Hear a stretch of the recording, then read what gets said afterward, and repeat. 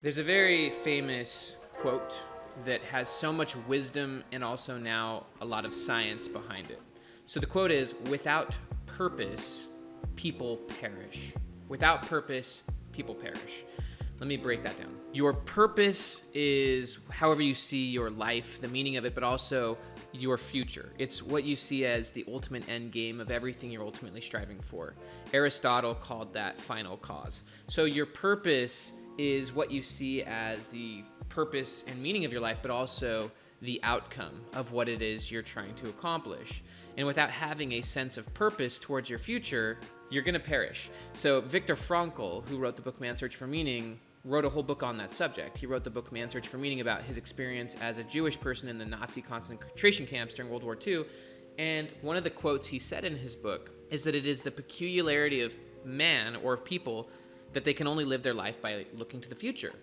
And basically what happened with Frankl is that he noticed that once people, his fellow concentration camp inmates, lost hope or purpose in their future, the present became miserable. It became terrible. It became a toxic place, and they died. So without purpose and a sense of meaning, but also purpose and objective towards your future, you perish in the present. And that's true on a daily basis. Think about it. What happens on your daily basis if you have no purpose towards the day? You end up probably wasting it away on social media, or you just kind of blow your time. So without a proper sense of purpose towards the future, the present becomes wasted. The quality of your present is directly in proportion to your sense of purpose and direction in your future. And actually, there's even a lot of research that shows that without a clear mile marker or milestone towards your future, people actually wander in circles. People, if they are walking in a straight line, or at least they think they're walking in a straight line, but they don't actually see a mile marker ahead, they actually end up walking in circles. It's a very interesting mindset. So now in this video, I'm actually going to break down the research on hope. I'm going to walk you through kind of hope theory, also a motivational theory called expectancy theory. I'm going to walk you through some of the cool concepts in Angela Duckworth's book, Grit, because a huge aspect of grit is hope. In fact, you can't have grit without hope. Even Angela Duckworth acknowledges that. Hope is what sustains you along the way, but it's also what gets you started in the first place. You wouldn't necessarily get started or have motivation in the first place if you didn't have hope. And then hope builds, and hope gets you through. So grit is passion and perseverance towards long-term goals. Grit means that you handle the ups and the downs. And I'll walk you through grit in a second. I'm going to show you 3 cool pictures. But without hope, you can't have grit. Without hope, you can't have motivation. And hope and confidence go hand in hand. As your hope builds, your confidence builds. Hope and confidence are very similar concepts. So I'm going to go ahead and share my screen now. And I'm just going to break this down. So this is a rough picture of hope theory. So in psychological terms, hope is broken up into 3 concepts. In order to have hope, you have to first have a clear goal. You have to have a valued outcome. In expectancy theory, which is one of the core motivational theories, one of the core aspects of motivation is called VALENCE. And that's the value you place on the outcome. So I'm just going to start from the beginning, though. In order to have hope, you have to have 3 things. One is a goal. The more specific the goal, the more hope you can have, because a core aspect of hope is what's called pathways thoughts, or pathways thinking, and agency thinking. In order to have a goal, you also have to have a pathway to getting to that goal. And then agency is basically self-efficacy or confidence. It's the belief that you can actually walk the path or find the path or create the path to the goal. So agency is fundamental. These are the 3 aspects of hope, fundamentally, is having a specific target, and the value you place on that target is called valence. The more you value a target, and the more you can see a pathway or a process to getting from A to B, wherever you are now to where you want to go. And then obviously the sense that you actually have agency. You can actually affect whatever's going on around you, whether that's creating the path, creating the pathway, and moving along, and even choosing the goal. So these are the 3 aspects of hope. And let's just say you have a goal, but you don't see a path to getting there. You probably won't have hope. Or let's just say you have a goal, but you don't actually believe you can do anything about getting from where you are to where you want to go. If you don't have a sense of agency, you can't have hope. And so you have to have all three. The more you value your goal, and the more you're willing to find multiple pathways to getting there. In fact, a lot of research shows there's a difference between high hope and low hope people. One of the differences between high hope and low hope people is, first off, high hope people do have specific goals. Low hope people don't have specific goals. Also, high hope people, they're willing to find many different pathways to the same goal. And I'm going to walk you through in a second a maturity model that Angela Duckworth talks about in her book, because she breaks down grit and hope really well in a second, and also pathways thinking. But just look at your life right now and whatever it is you're trying to accomplish. Hopefully you have clear goals, but also I ask you, what is the pathway or process you're currently walking to getting to that goal? If you're a high hope person, you're always assessing the quality of your current pathway and you're replacing it with better pathways, because what got you here won't get you there. But also, just because you're on a path towards your goal doesn't mean it's the most optimal path. And people who are high in hope, they're always getting feedback on their performance. They're always evaluating how they're doing, and they use their experiences and lessons and what they're learning to adjust and improve their path. Whereas people who are low hope, they have the idea of basically Einstein, trying the same thing over and over again and expecting a different result. People with low hope, they're on a path, and when they hit friction or obstacles and they're not actually seeing the progress that they want, rather than actually using that as great feedback to improve their process or to find a better pathway or to make a better pathway, they just disengage, distract themselves, and then they continue on the same path or doing the same process or trying the same things. A huge aspect of hope comes back to commitment, and that whenever you're truly committed to something, you will find a way. Winners find ways. That's a big aspect of pathways thinking. And you have to look at your current path. Is the pathway you're on really going to get you to your goal, or is it going to get you there effectively? I love the quote from Tim Ferriss. Tim Ferriss asks, how could I, and he stole this from Peter Thiel, but he asks, how could I achieve my 10-year plan in the next 6 months? So let's just say you have a 10-year vision and you're on a pathway that'll get you there in 10 years. Well, what if you ask yourself, how could I get there in 6 months? If you wanted to get there in 6 months, you would have to take a fundamentally different pathway.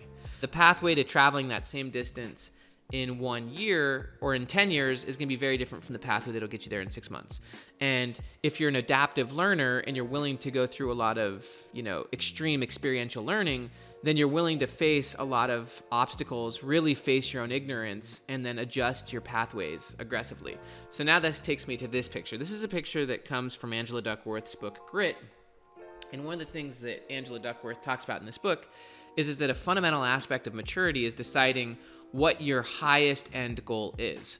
So this is what you ultimately commit yourself to, whatever that is. Again, Aristotle called it final cause, but this is kind of your sense of purpose. And back to the idea, without purpose, people perish. You need to have a clear sense of purpose, but you need to quantify that into a specific goal. What is your goal? What is the thing that you want to be gritty towards? One of the things that Duckworth talks about is that grit is passion and perseverance towards long-term goals. So if you're a person who switches from goal to goal to goal to goal, then you're not gritty. Like, to use my kids as an example, back in the day, my son was way less gritty than he is now. He would switch sports like every year. He'd switch from one sport to the other, and obviously he was in a state of exploration. But in order to be gritty, you've got to be doing something, if you're a teenager, you're extracurricularly, you've got to stick with one thing for way over 2 years. My son's now way into tennis, and so he's starting to develop long-term goals towards tennis. He's 13 years old as we speak. He wants to go and get a scholarship to college. In order to do that, he'd need to be really gritty. So you have a high level goal, whatever that is. Let's just, you need to decide what's the one goal that, if accomplished, would mean more than anything to you. There's a really great concept actually called 10x is easier than 2x. This is a Dan Sullivan concept. And one of the reasons why 10x thinking is awesome, and one of the reasons why 10x is easier than 2x, is if you're really going to 10x your future, it forces you to ask yourself, well, what specifically do you want to 10x? You can't 10x everything in your life. So let's just say you're doing 3 things. You write books, you've got a podcast, and you do coaching. If you were to go 10x, you'd have to ask yourself, which one of these 3 is the most important? And if you're going to go 10x in one, you should really decide which one you want to go 10x in, and which one you're most committed to, and the other 2 may have to go. You might be able to bring those 2 in later, but if you're going to go 10x, you have to actually get really specific.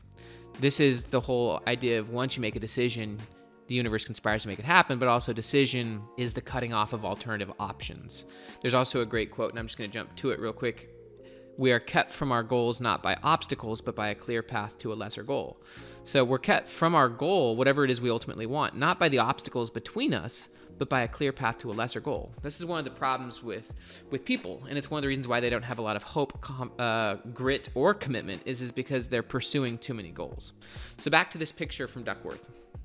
Basically what Duckworth talks about is a huge aspect of maturity is two things. It's ultimately deciding what you're going to commit to long term, and that's a decision you must make. And then it's finding and replacing the means goals to getting there. So if you have this high-end goal, whatever it is, you have multiple pathways to getting there. This goes back to hope and pathways thinking, that these are the means goals to getting there. These are the pathways to getting there. And a huge aspect of maturity is quickly replacing pathways that are not as effective or means goals that are not as effective with other means goals that are more effective. In other words, continuously replacing the current means or path that you have towards getting to your end game with better paths. That's a huge aspect of maturity, is continuously learning and developing and getting feedback and finding more mature, more effective, more successful ways of getting to your goal. That is a huge aspect of commitment. It's a huge aspect of grit, and it's a huge aspect of hope. Is that first off, deciding what you're going to commit to, big picture, but then as you're relentlessly moving towards that, continuously replacing your current model or your current path or your current process with better processes, choosing better means goals along the way. So this is just a really cool aspect of being mature, and it goes back to this idea of removing lesser goals. One thing that's really interesting about all of this is that something that might have been a major goal, something that may have been your number one goal, can become a lesser goal. So as an example, for a long time, I really wanted to, write these types of books. But I may get to a place in my future where writing books becomes a lesser goal, and I want to do something more important. And then I'm going to have to ask myself, am I more committed to my former self, or am I more committed to my future self? Because my future self's a different person than my current self. My current self's a different person than my former self. And so sometimes the goal that was your number one goal for a long time has now become a means to something else. And now you're going to have to potentially replace that. Actually, back to myself as an example, for a lot of years I wrote on medium.com, and that actually for a while became my number one goal. But then it got to a point where it was no longer an effective means. It was no longer an effective part of my process or an effective path to where I was ultimately going. And so I had to get rid of that quickly. And so, a huge aspect of maturity, a huge aspect of being gritty, is letting go of paths that are no longer effective, letting go of processes that are no longer effective, and letting go of means goals that are just means, they're not ends. If you're committed to the end, you will find better means. I just love that idea. If you're committed to the goal, you will not only really be intense about your process, but you'll continuously improve your process. You'll find better paths. You'll get better and better at what you're doing. You'll let go of means along the way that are ultimately now distractions to what you're ultimately doing. So hopefully that helps you understand a little bit more about what hope is, what grit is, and I would just invite you to think about those three aspects of hope. You have a clear goal. The more clear the goal, and the more quality the pathways to that goal, and the more sense of agency you have that you can actually influence and actually create the paths along the way, the better. One last thought on all this, and this goes back to my son with tennis. If you do not have clear, specific goals, and this goes back to the idea of purpose and perishing, having really clear short and long-term goals is essential to motivation and essential to hope. So just as an example, my son loves playing tennis, but recently we found that there is a kind of bridge program from where he's at to get him to the level where he could get a tennis scholarship. But in order to get into that bridge program, he's got to win some tournaments and get his score, his USTSC or whatever score, up to a certain level. But now that he knows that he's got to get his score to a certain level in order to get into that bridge program, he now has a clear goal, and that motivates the heck out of him so that he can then go win some tournaments. And so you do need really clear short-term goals with a clear path that you can then go to. And then you've got to be willing to go through the obstacles of that path rather than, opting for a clear path to a lesser goal. And then, you may find that there's a better goal or a better path. So you got to ask yourself, what are you ultimately committed to? And then you've got to not be committed to the paths along the way, but you got to, run the path until it becomes obvious through feedback and through learning that there are better paths. And then you've got to get rid of the old paths. That's a huge aspect of maturity, is knowing what you're ultimately committed to. Hope that helps. My name is Dr. Benjamin Hardy. Please like this video.